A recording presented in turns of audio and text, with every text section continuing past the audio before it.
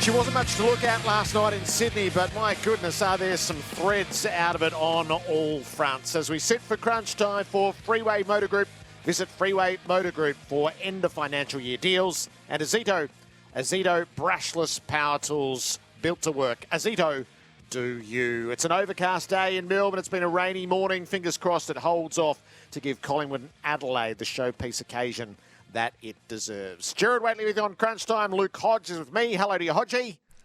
Morning, Jared. Look, you sit back and look at Sydney last night. It wasn't a pretty game. The Oval wasn't in great shape.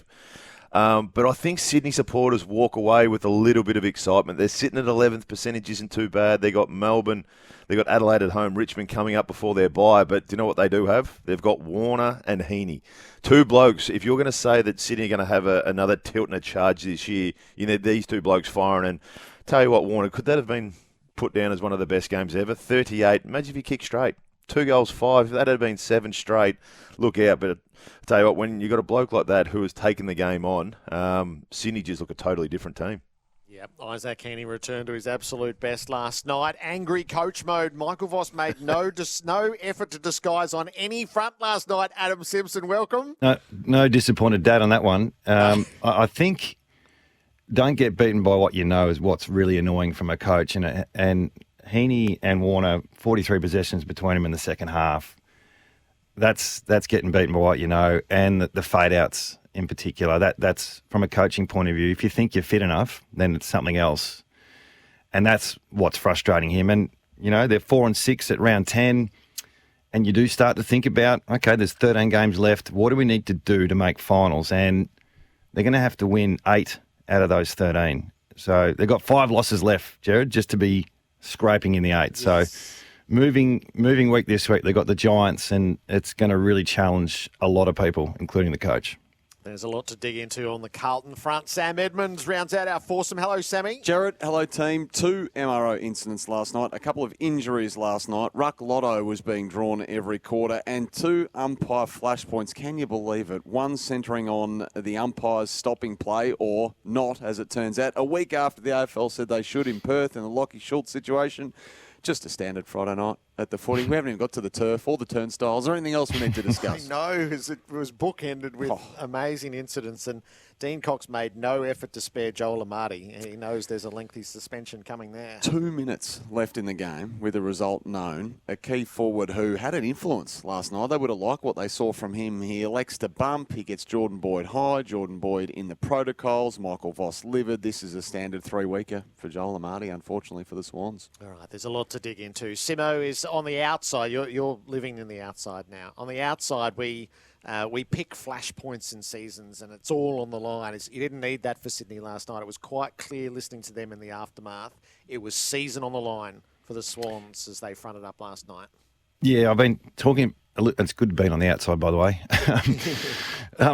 You're living on the edge. Once you start falling behind the ledger, and it's, you know, that before the night they were, what were they, 3 and 6 before the night started, and you know, when you start to look at the ladder now, and I know there's a lot of games left, but once you fall 2 games before, you know, below 500, it does become really difficult, and you really, the season shapes in a completely different direction, which we can talk about later. So to do that, to win at home, they haven't won at home. The ground, there's a big concern with that oval at the moment. It just hasn't recovered.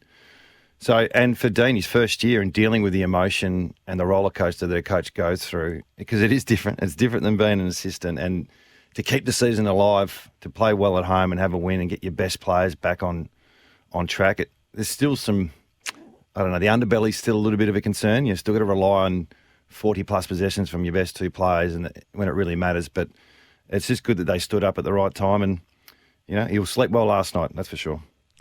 Simo, you can see that obviously the emotions have got to him early in his first 10 games as a coach.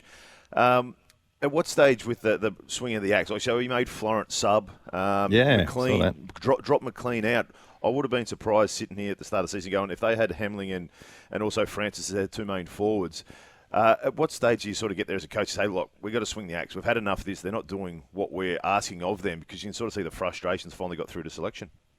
Yeah, one, he's an emotional roller coaster guy, which I think I'd love to see him keep that, you know, authentic look about him. And there's nothing wrong with celebrating or, just being himself. So you really can't hide being yourself. And if that's who he is, then let's just write it out and let's embrace it. Let's not get critical. And, if they had lost that last night, you don't want to see on the shows, oh, look at his demeanour, he's got to pull up. You just hope they stay consistent. But when it comes to the injuries that they've got, Hodgie, it's a challenge to make tough decisions. And I've gone through it myself where someone doesn't really deserve to play, but there's just no one coming through. And these tools, what he's had to do this year with the front half, and no Papley, and those two defenders that are playing forward, it's a makeshift forward line. So to scrap out a win last night and stay alive, it's a credit to him because he's making the most out of it. There's a lot of holes in that list at the moment with the injuries. It's not a deep list, and not many clubs can do what Collingwood do. And even Hawthorn almost did it on the weekend. They don't have that list profile. So they're making the most of a difficult situation with a first-year coach. So he's learning a lot on the job. You spoke how he's an emotional person. I know that when I was captain, I was cautious of how I looked externally because I flap my arms and I yell. And you never stopped doing that. You did that your whole career. I was cautious late about how to look. If I was talking to a younger person, was I being demonstrative? That did come into my thought process going into games and how I handled certain situations.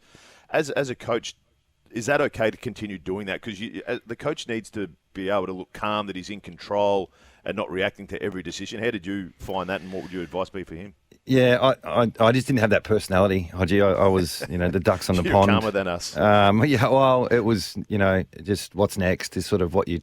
As long as he's got that inner clock where it's like, okay, I've gone emotional, but I'm actually really aware of what the situation requires for me to do next. And sometimes you got to show some calm, especially if it's a heavy defeat or it's a heavy loss, and how you present yourself to the media and to the players. But while the action's happening, while you're in the box, the players can't see you. So, yeah, I don't know. I suppose it just shows you care. And I think he'll settle. He'll settle a little bit, but it's all new and exciting, which is great. It's great. That's what you want young coaches to be. They're really invested. And, yeah, you never really changed. You never, and it used to be from a leadership point of view, yours was more directional. So you'd impose yourself on a younger player with a look, and it wasn't demonstrative. It was more, hey, listen, you're better than that. But there's a lot of the stuff you did was with your hands, like waving around. It wasn't to get the ball. It was to set up the play. So a bit different as a coach. I think he'll grow up a little bit, Dean, but I hope not too much. I like the way he does it. I think that's hard for coaches these days because if they do show emotion, that's what the camera looks for now. So because it's in his first season and they didn't have a great start, so the camera looks for every reaction that he does and they put it on TV, and then that's what gets spoken about. Yeah, well, the only thing I did that made was it the memes? I don't know, the memes or memes. When you had to wear the stupid mask in the box. Remember that back in the day? We were wearing masks in COVID, and I put the mask over my eyes. I think 20 goals down or something, and I lifted the mask so it was covering my eyes and not my mouth. And that you're aware of everything, and you punch the desk and you hit the thing. But I don't see Dean doing that. I see him celebrate as much as he gets frustrated. So, yeah, and he deserves some of that this year. It's been a tough year for the first-year coach.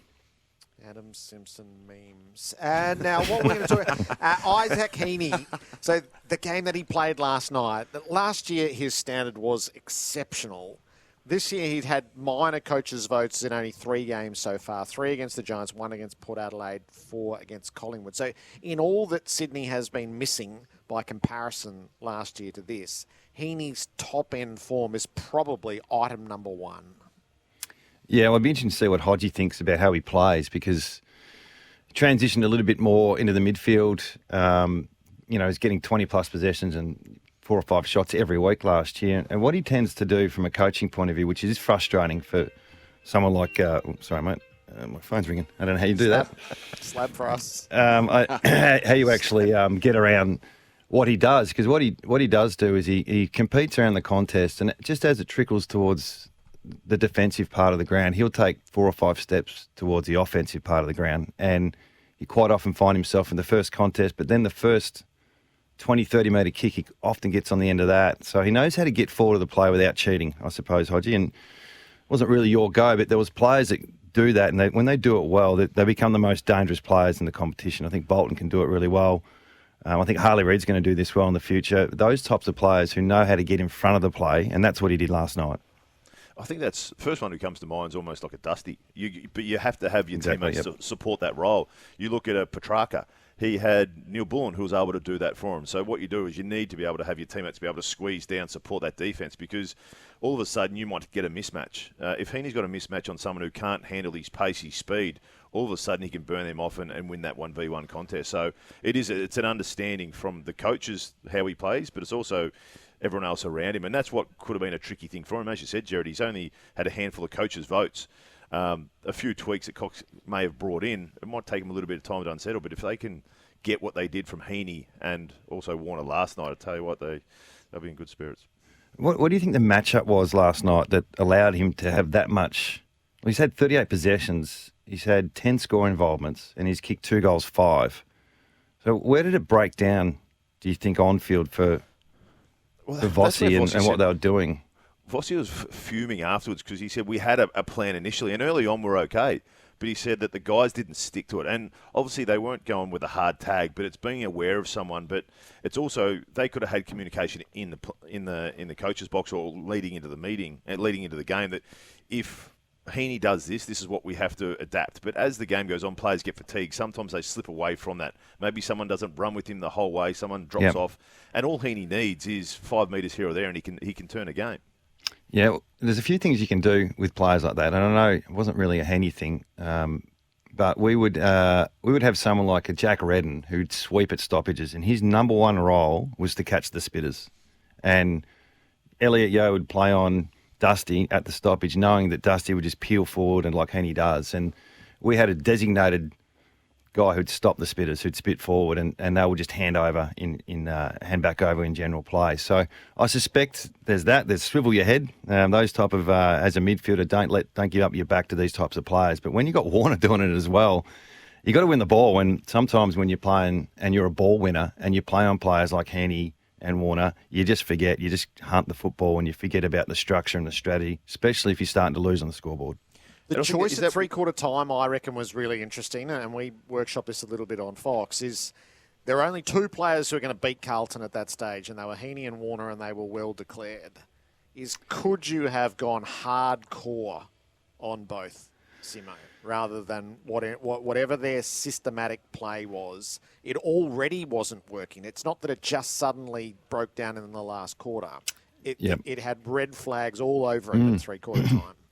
It did, yeah. And like I said, that might be a strategy you start with, but there's always a plan B. And that's why you do your war games or what ifs or what if. Someone's getting off the chain, what do we do? From a strategy point of view, you can start a half forward and then he comes up and tags. And we call it off the grid. You're going everywhere where he's, as long as you don't have to do the centre bounce, but you're going directly to one of those 2 players. You're not leaving them. So I didn't quite see it on the telly if he did do that. But no doubt what I said earlier would have been a strategy around, hey, listen, we've got to watch these guys in the front half. They can get the ball in the back half if they want, but don't let them get it in the front half. So, yeah, there's some good reviewing to be done from the Blues' point of view. And then the other part is just the actual fade-outs in the second half. So when you're playing Carlton and it's three-quarter time, you know what the opposition coaches are going to say. This team is vulnerable. They don't know how to win. They always run out of legs. There's now it's a distinct pattern for Carlton. And if a team's in the mix at three-quarter time, the opposition team will come in with some confidence. All right, the full breakdown of Carlton we'll do next. We'll take an expansive listen to Michael Voss, who was fuming, I think it's been depicted as, and you'll hear for yourself that was very much the case. We're here on Crunch Time, Round 10, Adam Simpson, Luke Hodge. The full breakdown of the Blues comes next. I guess it's stating the obvious, isn't it? They finished off the game better than us.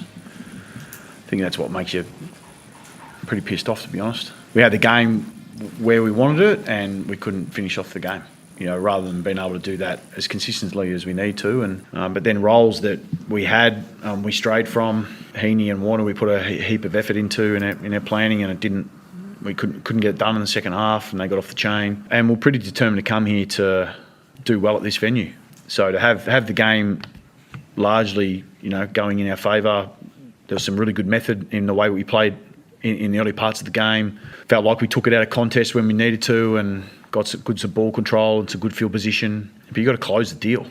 and we weren't good enough to close it. So that's Michael Voss in the aftermath of defeat last night. Adam Simpson and Luke Hodge here to analyse the Blues, to try to prescribe where they are for work safe, working fatigued on farm. Search fatigue on farm. Simo, want to take the first swing? Well, if we chop it into two halves, Jared, and, I always found Carlton this year, from the outside, it looks like it's hard to get these easy goals. When the good sides just seem to get those cheap goals that just take a bit of pressure off. So they had 15 forward-half turnovers in the first half, but only kicked one goal from those turnovers. So, there's the system working, but the execution to finish off not. Their pressure was 211 in the first half. And they've kicked 4 goals off turnover, but they were from the back half. And if you have to rely on that as a team, especially Carlton, it's not going to sustain itself. So as much as they were dominant at stages, didn't really get it on the board. And the biggest stat, I suppose, that they really like pressure, which was 211, and they like contest. And their general play contest in the first half, so outside of the clearances, was plus 11. So there's a big tick on a lot of things. The second half, though, it just completely flips. And obviously Heeney and Warner, talent takes over, and that's been spoken about. Their pressure drops to 180. Their contest post clearance minus 18, and then they kicked 1 goal from turnovers. So it just, the work rate on the outside. The stats say it's your work rate to turn up to get those around the ground contested possessions, to turn up numbers in the screen. That's what the stats say, Jared and Hodge. I'm not sure if you delve much into this sort of stuff from a playing point of view. You can sort of feel it, can't you, when you just can't get it together on the outside. The inside, they're pretty competitive or not, but on the outside, they got exposed. And unfortunately, on the outside, Heeney and Warner got on the end of it. Yeah, well, clearly their spread from the contest was way more superior than what Carlton's were. And that's noticed. That's why Heeney and Warner were able to get so much, is that follow-up, double-up touches they were getting. But when I sort of look back at it, it's when things aren't going your way, and we all know in footy these days you have your swings. Your swings of momentum, when you get your run on, things are going your way, everything's bouncing into your hands. It's when things aren't going your way, how hard are you making it for your opposition? And I'm sitting there going, you look in the first quarter, Sydney only had 9 inside 50s. They scored 3 goals from that. So they were getting it in there occasionally, but it was just making it easy. They were having easy shots on goal. And then you look at, in the last quarter, when it was Sydney had all the run, Carlton had the 10 inside 50s and only scored 1 goal. So when things weren't going, they couldn't convert on that scoreboard. So they're going in at 10% compared to 30% at Sydney in that first quarter. So you sort of look in there and go, it's just they don't have an arm wrestle. When things are going their way, they're up and about. But as soon as that clock turns and all of a sudden your back's against the wall, is there any fight? I just don't see that from Carlton well enough to be able to win these close games. Because you look through it, and up until three-quarter time, it was a good old arm wrestle. But then when push comes to shove in that last quarter, when you need to dig deep, when you can't have a lapse of concentration, when you can't do some undiscipline or turn the ball over under pressure, Carlton just can't dig in and stay to what they were doing earlier in the game.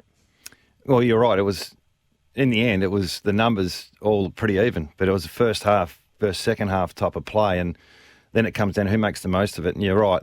The game, there's a certain point in every game where it's won or lost, and it could be any stage, and obviously closer to the end's more obvious. But when Carlton were dominant, they didn't cash in. That's probably how they'll review it. And when the game was really up for grabs, when it was 50-50 halfway through the last quarter, so we're not talking a blowout, Jared or Sam. We're talking, like I said, the numbers are 1 each difference in inside 50s. The scoring efficiency was a big one from a Carlton point of view in their front half. But when the game was up for grabs in that last 10, 15 minutes, they just didn't have that extra gear. And I don't know if it's a fitness thing. I hate pointing towards that because I think it's so hard to really judge. Are we not as fit as we should be? Because I think everyone's within 5%. So there's just a bit of method there, and they're probably their best players at Carlton aren't your outside players. They're inside. So when the game's up for grabs and if it's a scrap, then yep. But if it gets on the outside, they probably don't have match winners on the outside. Outside of maybe Sard, and Walsh is a runner, but the class is probably not there. Well, against Sydney, Walsh has really struggled because of how they could shut his running game down. You got Jordan and the likes who can.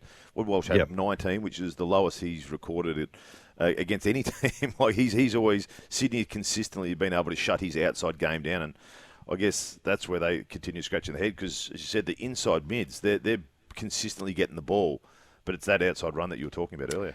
Yep, and just to finish off on the numbers, and you need to give me a heads up if I want to go too deep on these numbers. I know Jared loves it, but... So centre forward for Carlton, right? That's between the centre circle and the forward 50 arc. That's centre forward for Carlton. They've kicked 2 goals from that area from turnover, and Sydney have kicked 4 goals from their centre back. So if that makes sense, they've got to transition further. And that in the end decided the game. That area of the ground, there's up to 50 turnovers in that area. You get 25, they get 25, and it's who transitions the ball better from that turnover. And Sydney've doubled their score from the centre back versus Carlton centre forward. So that's an area that you'd work on during the week during training if you had to work on something, because you can't work on closing out last quarters because you need to get to that fatigue and stay switched on, and you can only get better on game day when last quarters. I feel like these fault lines are really well declared with Carlton. What you're diagnosing has been pretty constant. Win or lose, it's been pretty constant, maybe bar the one Geelong game where they actually looked better than they have across the big body of work. Everything feels hard for them because of what they don't have on the outside. And then I suspect because they are in battle mode from the first bounce, they struggle to get to the final tape because it is all battle. Yeah, well, Hodgie, what do you think Cripps is going through at the moment? From a leadership point of view, I think we've all agreed he can't do a lot more, can he? The way he plays and how he goes about it. But what can a captain do when this is now a pattern and he's probably not part of the solution because of the way he plays? So what can he do to impose himself on others around him? I think it's what they tried to do. The last few weeks he's spent more time outside the semi. He's been more forward a lot more just to try and give a bit of air for the rest of the guys to stand up and have someone else run through there just to try and have a bit of experience, because he can't continue to do what he's done the last 3 or 4 years because everything falls onto his shoulders. And this is where they need to spread the load. It's no point having a Brownlow medalist if you're having September off. So they need to give other guys opportunities to be able to run through there. Other blokes stand up and not just lean on Cripps, because we've seen him in the ruck, we've seen him forward kicking goals, we've seen him majority of the time dominating throughout the middle. But I did notice over probably the last 5-6 weeks that he was spending more times forward, hit the scoreboard more than he has. Maybe it's just that. Just continue to give a bit of free air for other people to try and step in and feel that when push comes to shove, we don't have to rely on the one person. There can be other blokes who might take charge and take control of a game. Can they play finals, Jared? I know they're going to miss the cut from here, Simo, with your analogy, I think. They do have so I exclude the North Melbourne and West Coast games from their overall body of work because they're skewed. They do get them again. So they get a chance to put things right. They've got this Giants game as the next game is so important for them. Yeah. There's a few big games next week too.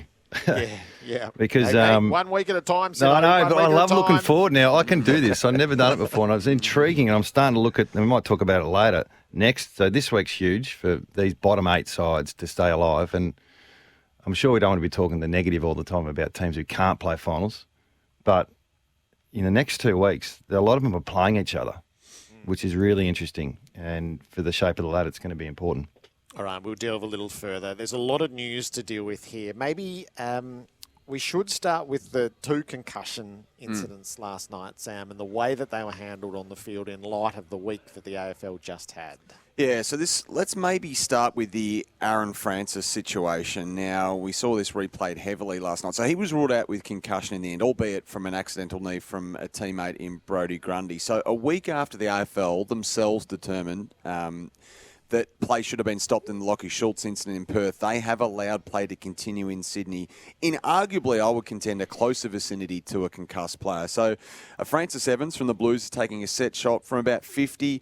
Aaron Francis is on the opposite pocket in the hands of 2 trainers. Now, the umpires allow the shot. You can hear the audio this time. If they're aware of the player is injured, they allow the shot, but it goes across the face, stays in play on Aaron Francis' side of the goal, and the scrimmage gets to within, looks like 15 metres of the Swans defender. Now, the Blues kicker behind and then play is eventually stopped. So we're talking about a minute and a half of actual time here that the umpires have been aware of an injured player on the ground and allowed the set shot and play to continue. Not the overly conservative decision you'd expect a week after the Schultz situation. You would expect after the Lockie Schultz situation, they would be like a guillotine on stopping play. It hasn't happened. Do the Docs need to talk? Shouldn't have taken the shot. Yeah, that's right, Francis Evans. Evans. I mean, play could have been stopped there so that Aaron Francis could have been allowed to, and looked like he wanted to exit the ground, obviously. Can the Docs talk to the umpires? Can the umpires consult to the Docs? There's 4 umpires out there. One of them officiating the set shot. The other 3 are free to communicate. Is this player, has he got concussion? Has he got a knee injury? Tell them or have them ask, is it a head knock? I mean, it's incredible to think that we had a situation almost repeat itself a week on, and here they had more calls to stop it. And then they corrected it. This is where you know there was a talk at half time because they corrected it in the Jordan Boyd moment where play was stopped immediately. Campbell had to toss the ball to the umpire, and we just waited to see how Boyd was. Indeed. So Boyd... Can I ask you... Sorry, Sam, can I ask you a question regarding that? So, you know the conspiracy a few weeks ago about the umpire up in the box giving all the free kicks that should be played? And they can hear up in the box, can't they, the fifth umpire. Is that right? Yep, they can. They can hear the audio. Why can't they stop the game, play it down? Why can't they just intervene? If they intervene with the concussion piece and with, points that should be goals, why can't they just... plugged in as well. Yeah, the ARC's plugged in as well, Simo. Like they talk to the emergency umpire. They've got a line into the match day officiating as well. So in the concussion spotter in the ARC, Hodgie can look at it. There's many levers to pull here. I think with that, Sammy, if you're looking from the ARC, you're assuming. What you should do is send the message straight down. So all umpires, we found out last week with the communication between the umpires, that's how all this got out and broke open. Why wouldn't the emergency umpire, as soon as he hears that there might be an injury, could be a possible concussion, the emergency umpire just runs over there and finds out and through the mic just says to the umpires, we're stopping the play, we've got a concussion. Nice and simple. Communication is the easiest way to stop this, and we're able to do it because all umpires are mic'd up. Get the emergency umpire off the bench to run straight across to where the 2 doctors or physios are with the injured player.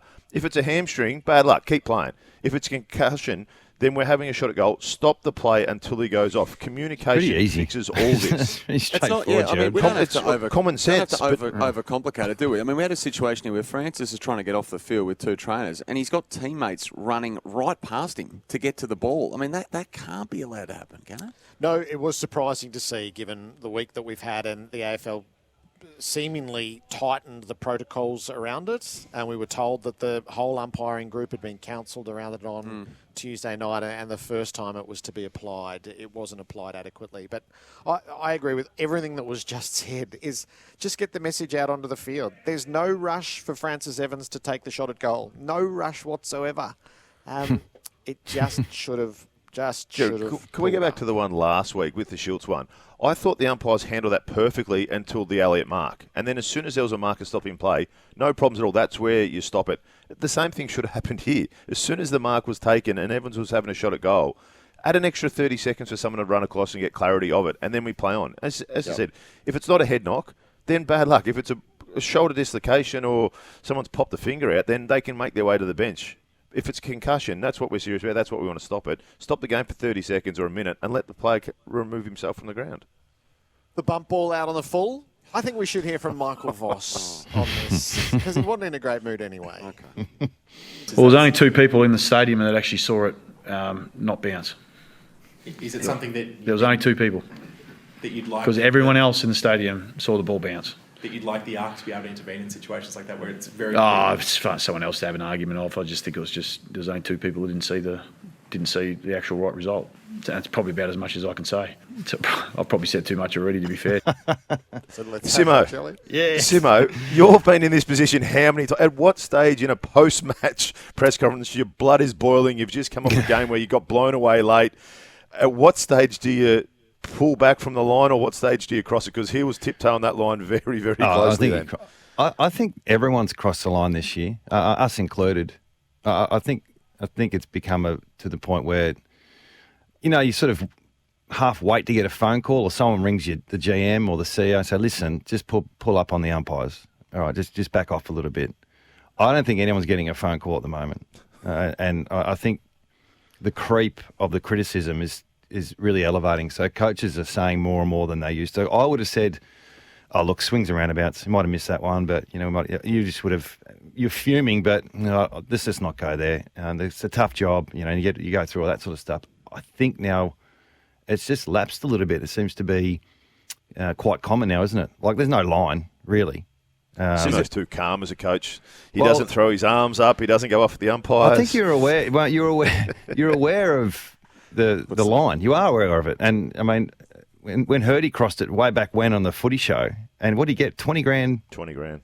Now, if you think about some of the things that have been said this year from clubs and coaches, it's not far off what Hurdy did, and that's how much they were protected a while ago. It doesn't look like there's a lot of protection for the umpires at the moment. If you look at the NRL and you look at how they speak, NRL and rugby union, how they speak to the umpire, it's like, yes, sir. Especially in union, they bring him across and they've got to be polite. They've got to apologise. They've got to call. They're a bit bigger, the umpires, though, in union. They've got a bit more presence about them. I would separate those two sports, Hodgie. Is the NRL is a free-for-all, and it's actually really awful. Is it? The I was coaches talking for a about the long players. time have just gone carte blanche at the refs, and it's that really base appease the supporter group. It's awful. But there's been a dissent creep too, I reckon, Jerry. That's Simo's point. Because he's standing with two doctors inside forward 50. Yep. So why wasn't the game stopped again to allow this player? The doctors should be yelling and screaming at the umpires to stop the game. Brad Johnson in real time seen it. The other issues out of last night, Sammy, to tick off the surface, no good. We can't quite blame Andrea Bocelli, the famous tenor, but he was playing there in April. I think the surface had largely recovered from that. Instead, what I'm told is unheard of for Sydney, Jared. It rained. And it had rained for the whole week and actually torrential for most of the week. So I think then, after that, the VFL chewed it up proper. So we had a mess by game time. So those of you pining for curtain raisers, be warned. This is Simo's ripple effect last night, because it was farcical. And I think when it affects the player's ability to stand up, change direction, it therefore affects the quality of the game, and then therefore it affects the spectacle of the game. And then we've got a problem. The turnstiles malfunctioning in the lead-up wasn't great. So the old barcode scanners just decided simultaneously that, nah, we're shutting down just around 7 o'clock ahead of a 7:40 bounce. And another thing unheard of for Sydney, they like arriving late, Jared. They love arriving late. So you had thousands of fans stuck outside, lines of 300 metres long in patches. So they went the old manual ticket check after a 20-minute lockdown. So just, you got your ticket? Yep, Jared, you can come in. All right, and MRO, these are big contemplations. Yeah, so Justin McInerney will surely be cited. That's the high bump on Jack Silvani. Now, Silvani wasn't concussed, which was fortunate for him and fortunate for McInerney, because it means the impact will be deemed to be lower. But he doesn't contest the ball at all. He bumps him high, so it's a red flag. My guess is careless, high contact, medium impact. That's a week. He's already been suspended, Justin McInerney, for 3 matches this year for that bump on Brandon Starcevich.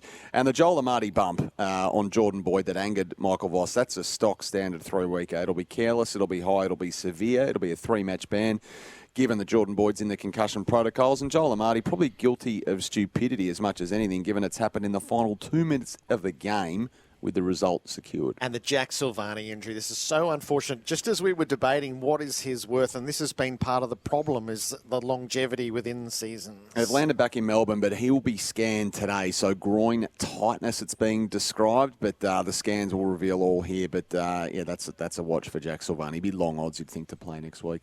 They missed him straight away. Yeah, I think his distribution as well. Like, I reckon one of the things with Carlton is their skill level. I'm not sure under the full heat of 4 quarters of football whether it stands up in second halves. And Jack, I think, has surprised a lot of people with his distribution when he does get the ball. His kicking's been precise this year, so he was missed. It was a busy night then, wasn't it? It was a very busy night, Jared. Very busy night. Not all for the right reasons, unfortunately, but this is the lot of the AFL at the moment. I know we're going to get to the league proper in our second hour, but they've got their hands full at the moment. All right, the Suns complete the Darwin Dabble is on the agenda. Tributes to Robert Walls have flowed right across the football world, and they're under siege at AFL House after a couple of unflattering weeks for the administration. It is Super Saturday for early pay. Cash flow makes or breaks businesses. Early pay invoice finance puts you back in control. easypay.com.au.